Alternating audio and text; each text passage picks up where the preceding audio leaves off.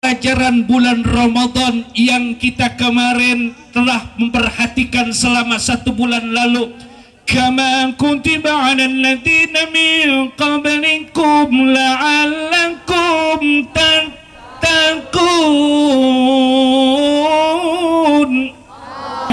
Gitu dong, perhatian.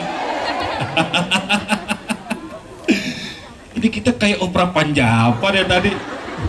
Kapan ceramahnya?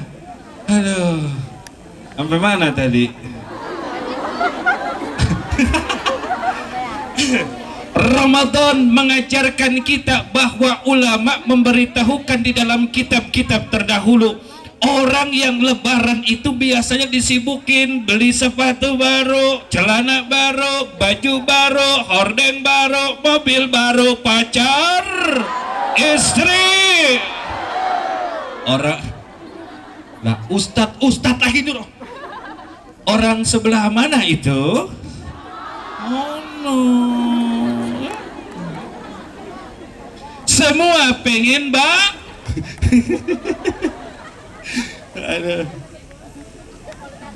Malah tempo hari ustadz punya pengalaman ceramah di satu perusahaan yang memproduksi produknya cuma seujung jari, tapi harganya $8 paling murah.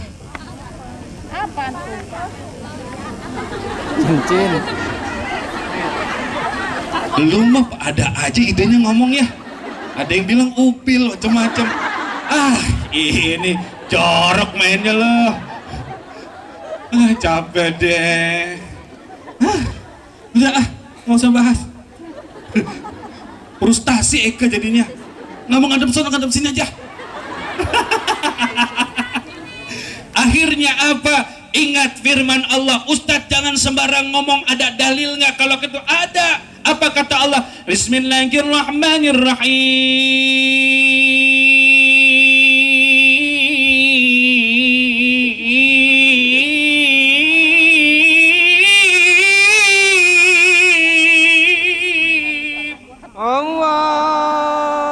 Wal 'asr innal insana lafi khusr illa alladhina amanu wa 'amilus salihati wa tawassaw bil haqqi wa tawassaw bis sabr. Allah berfirman, demi waktu asar. Di waktu asar sekarang. Kenapa disebut waktu asar? Karena udah mepet menuju malam hari, waktu gelap gulita. Kapan lagi hendak berbuat dari waktu terang benderang menuju malam yang mungkin kita tidak bisa membedakan mana benar, mana batil. Kemudian penafsiran kedua yang dimaksud waktu asar itu adalah waktu kalian ini pendek. Waktu apa Ustaz? Boleh jadi usia kalian. Apalagi Ustadz, ulama menafsirkan boleh jadi kiprah kalian di sini pun bisa jadi pendek. Yang dimaksud waktu ini sangat universal. Innal insana lafi khusr. Kata Allah apa? Sesungguhnya semua manusia rugi. Kalau Allah bilang rugi, udah rugi. Tetapi ada kalimat illalladzina amanu, kecuali orang yang orang beriman itu seperti apa sih Ustadz? Yaitu orang yang mengamalkan keimanannya, yang mengaplikasikan, membuktikan keimanannya. Jangan cuma bilang saya beriman, saya beriman, saya beriman, tapi tidak ada realisasi dalam perilakunya dan tidak mencerminkan orang beriman. Maaf, itu bukan orang illalladzina amanu. Apakah cukup beriman? Tidak. Wa 'amilus shalihat. Orang beriman yang profesional dalam bekerja, rajin sholat, nggak ngejamin dia profesional dalam pekerjaan. Boleh jadi kelihatan rajin sholat, tapi pulang bawa oleh-oleh. Kartu lama. Kenapa? Karena gue pernah ngelakuin dulu.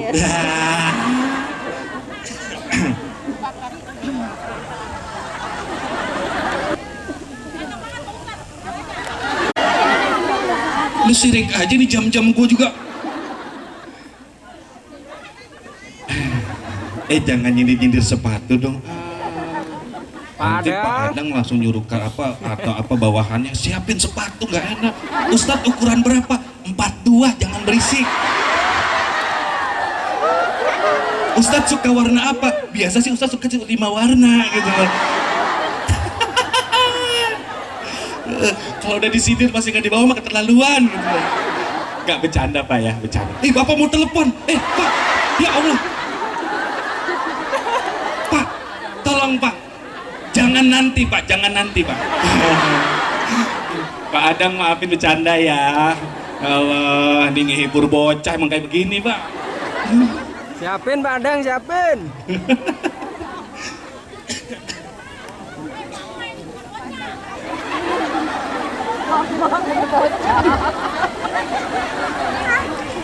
Nenek, jangan suka ngehina temen.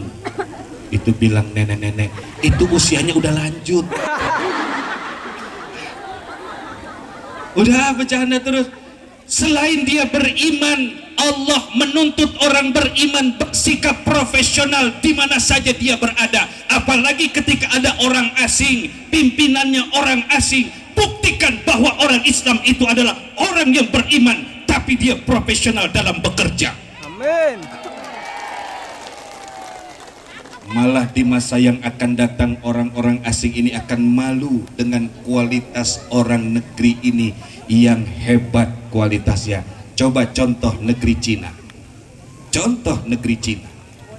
Berapa banyak orang asing yang ada di sana tidak, tapi lebih banyak dikuasai oleh penduduk negeri Cina sendiri. Lihat mereka orang Cina di negeri Cina betul-betul menjadi tuan rumah di negeri sendiri. Tapi Indonesia insya Allah kedepannya akan bisa lebih hebat dari negeri Cina. Alhamdulillah. Kemudian yang Satu. Selain profesional dalam bekerja, watawasau bil haqq. Dia mau mengingatkan bawahannya, temannya, mengatakan, maaf Bas, Bang, Neng, Jeng, nggak boleh kerja begini. Dia bicara kebenaran. Ya, kecewa sama perusahaan. Gua gaji nggak naik-naik. Dia yang nggak naik gaji ngomporin satu produksi. Lu ngapain puasannya bicara kepada orang lain? Kenapa kalian mengotori orang-orang yang tidak berdosa? Salah. Kalau nggak suka ya udah keluar dari perusahaan ini, susah amat sih lo. Beres. Perusahaan tinggal cari karyawan baru, pusing-pusing amat. Betul? Makanya bersyukur kepada Allah atas nikmat. Biarpun Ustadz kok saya belum naik gaji, Ustadz saya belum naik pangkat, alhamdulillah. Bersyukur kepada Allah. Nanti kalau udah waktunya juga naik pangkat, kalau udah waktunya juga naik gaji. Coba kalau kita lihat, perhatikan ya, setiap pagi kita berangkat kerja, ngelewatin teman-teman di kampung kita atau tempat tinggal kita yang mereka pada nganggur, ngelihat kita pakai pakaian begini, mereka tuh iri sebenarnya, memandang dengan pandangan iri, bahkan ada yang nangis, ya Allah enak amat dia bisa kerja ya, sedangkan orang itu masih belum bekerja. Itulah kenapa orang seperti ini yang sudah diberikan nikmat, diamanatkan pekerjaan di kantornya, kemudian dia tidak amanah, dia berbuat makar, dia memprovokasi, dia durhaka, maka seperti orang yang mendapatkan nikmat namun tidak bersyukur. La in syakartum la azidannakum wa la in kafartum inna.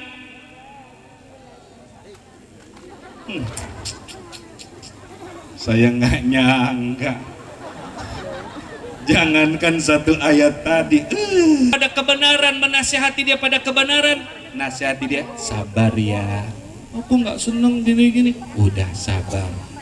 Aku kan sudah bekerja 20 tahun, tiba-tiba kepala pimpinan perusahaan memasukkan pimpinan yang baru, tenang, sabar. Tuh, wa tawasau bil haq wa tawasau bis, saling nasihat menasehati dalam kesabaran. Masuk kantor temennya sebelum masuk, sabar ya, emang kenapa sih? Padahal aku sudah memberikan semua. Maksudnya apa? Ngasih sepatu. Ya Allah ya Rabbi, sabar ya, sabar. Terus lagi di kantor ada yang bengong.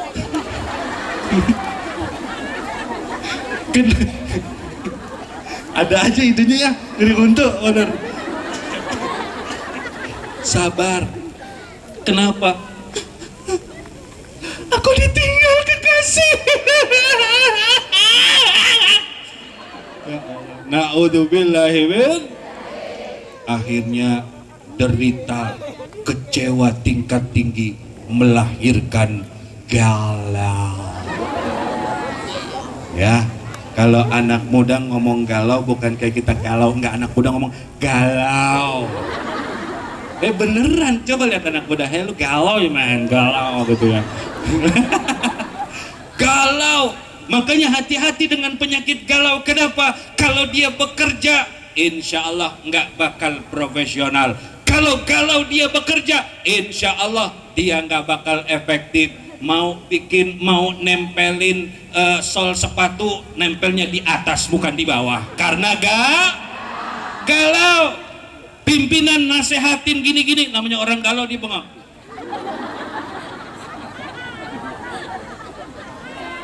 Ditanya, memang kamu kenapa sih? Lah kan gue lagi cerita. Bosen. Kita kan mau cari yang baru.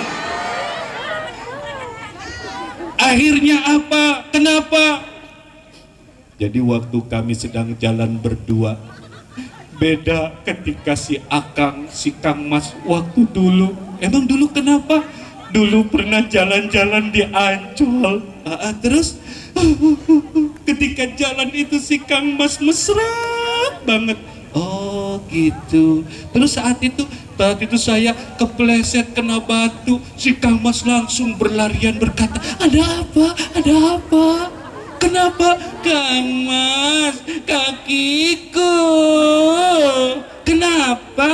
Anak atuh. Nah itu apa? Atuh itu dasar batu, nakal. Langsung dielus kakinya. Nah, pertanyaannya. Sekarang kenapa?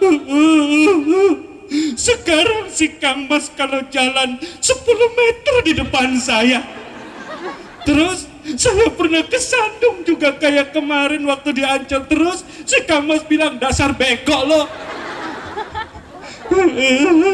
Katanya, waktu laler kepleset.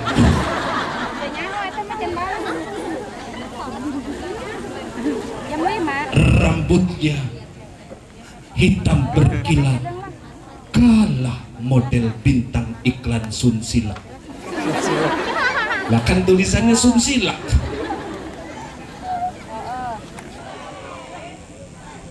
Ini jorok deh tadi di sini nih. Ini kubu sini kubu MCK kayaknya deh. Dari tadi kayaknya UPL diomongin Upin, ini mencret.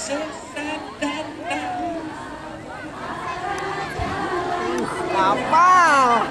Aku kamu tidak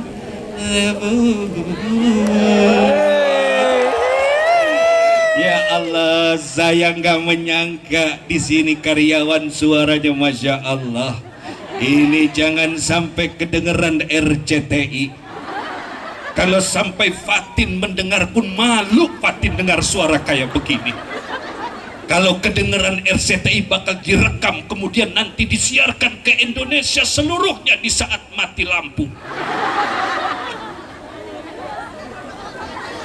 Si cewek kecewa akhirnya menangis setel lagu galau. Ternyata si cowok pun galau. Jadi cowok zaman sekarang juga galau. Si cowok bilang dalam hati, aku kan laki-laki, aku punya harga diri. Kalau dia mau melarikan diri, silahkan. Kalau dia membenci, silahkan. Masuk kamar, dia diam. Sendiri,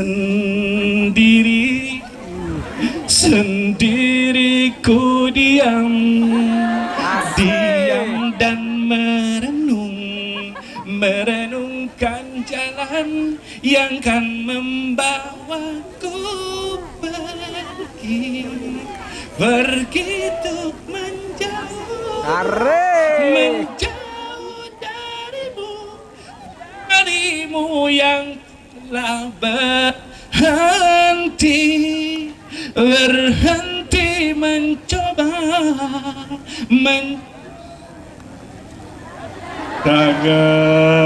ya, tepuk tangan dong.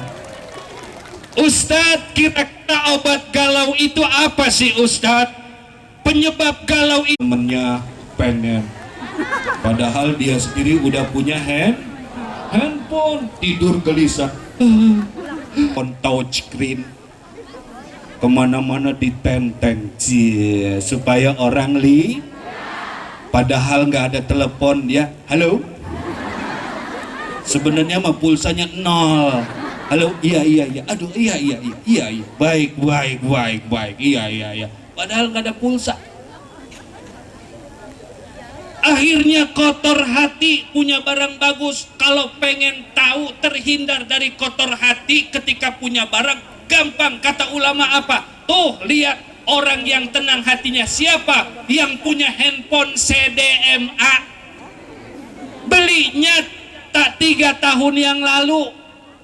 Saat itu harganya cuma 150.000. Sekarang suka ngeliatin handphonenya ke orang, selalu di kantong melulu. Coba perhatiin. Bahkan temennya nggak tahu kalau dia punya handphone. Ya, terus saking tawaduknya, rendah hati, dia punya handphone, terjaga hatinya. Itu kalau nerima telepon di bawah meja, halo, iya, halo, iya. Ada orang mau masuk, udah dulu ya, ada orang masuk. Tuh lihat, mau dilihat orang. Waduh, apa malu?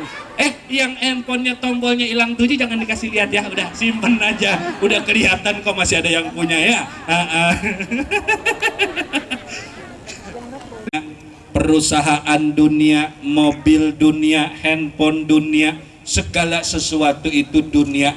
Baru suami goyang dikit ngelihat yang lain, langsung galau. Ini cinta dunia. Yang ketiga, penyebab galau itu apa Ustadz? Orang ini jarang dan kurang berzikir kepada Allah. Perbanyak zikir. Ada masalah di perusahaan, zikir. Duduk minta tolong kepada Allah. Tuh, kalau pengen terhindar dari galau. Yang keempat, agar diri kita terhindar dari galau, makanya jangan suka jauh-jauh dari orang soleh. Nanti akan dikisahkan tentang perjalanan orang. Udah dulu dong. Masih siang. Nggak lihat nih, udah keringet ke dalam-dalam nih. Belum jam 9. Ya, kita memohon kepada Allah Subhanahu wa Ta'ala, semoga lebih ditenangkan hati kita. Amin. Mudah-mudahan kita bekerja lebih semangat di perusahaan ini. Amin. Mudah-mudahan para pemimpin kita diberikan hidayah dan petunjuk agar bisa membimbing kita. Amin. Dan mudah-mudahan kita semua yang jauh dari keluarga kita diselamatkan oleh Allah. Amin. Dipanjangkan umurnya oleh Allah. Amin. Dihindarkan dari segala mara bahaya. Dan mudah-mudahan kita yang bekerja di perusahaan ini menjadi karyawan-karyawan yang amanah, bertanggung jawab, dan perusahaan ini menjadi lebih besar lagi. Insya Al-Fatihah.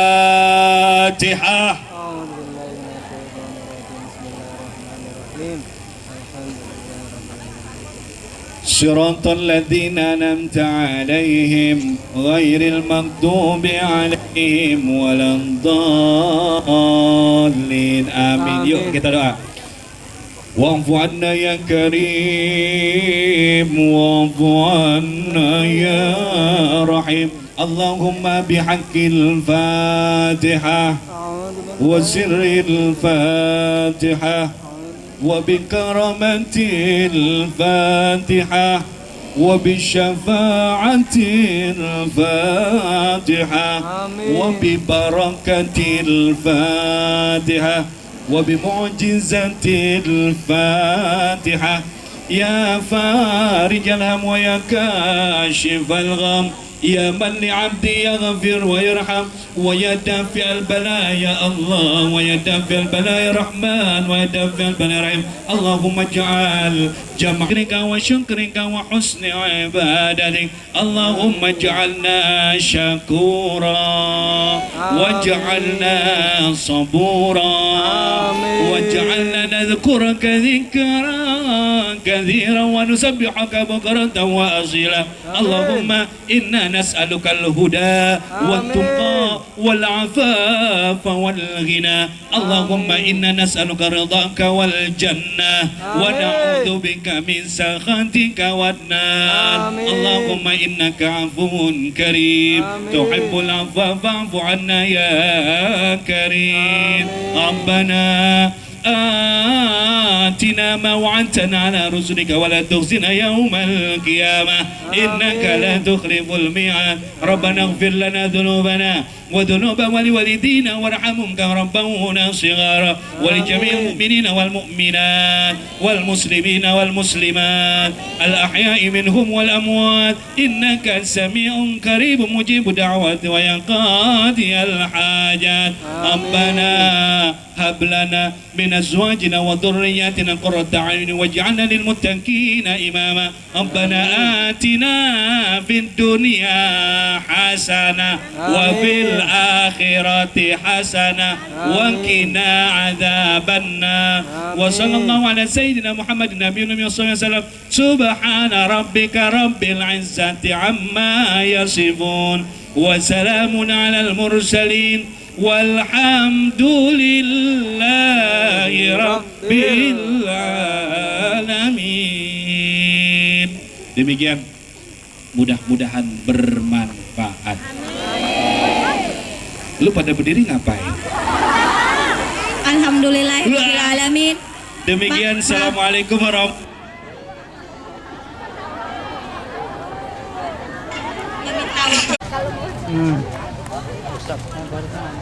Weh, Upeng, weh, Peng. Mama lah, weh, senyum dong, senyum. Di close up ini, senyum, weh. Di close up ini. Jadi ending. Mak, kita lo depan aja yuk. Ganteng ya. Di close up ini, senyum dong nih. Aduh, senyum Kartono. Senyum dong. Aduh. Oh ini online ini. Live tuh. Live nih, senyum dong. Pak Didi, senyum dong. Terus sini dong.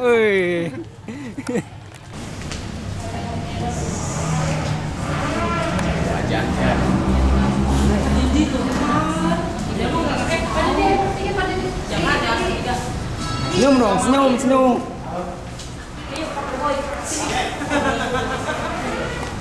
Sekarang manajemen dulu dengan perwakilan panitianya. Mohon maaf biar cepat ustadznya. Ya. Mohon maaf Pak.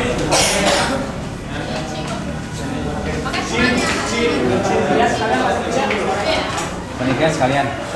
Ya boleh panitia sekalian. Bentar ya, bentar.